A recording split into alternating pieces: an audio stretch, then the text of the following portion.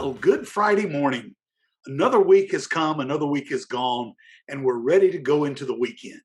The word of scripture for today very simply says this: whatever you have learned or received or heard from me or seen in me, put into practice, and the God of peace will be with you. Philippians chapter 4, verse 9. That's a great encouragement from the Apostle Paul.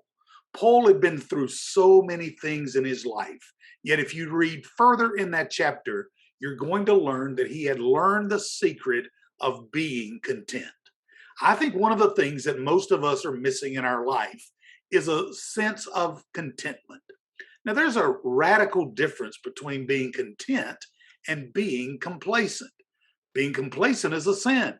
Being content is a promise from God.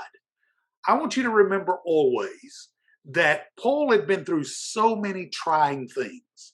He was able to say, watch what you've seen in me, because he had run the race and he'd been through it all.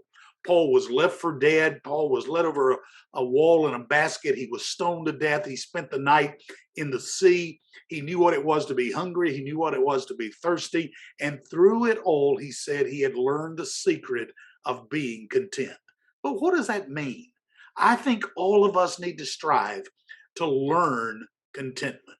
Contentment means we're able to look forward instead of backwards. Too often we concentrate on what has already been rather than what is to be.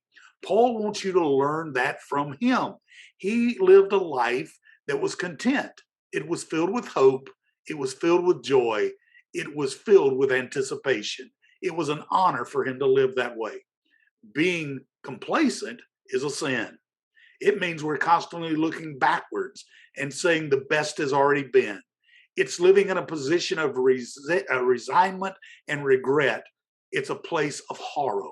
I pray as you go into this weekend, you will learn from Paul to show a life that has learned to be content. Look at all the good things that God has done for us. Look at all the good things that he continues to do for us, and set your mind on being content in him. I pray that your weekend will be wonderful, that others will see the love of God in you, and you will live in a position of contentment.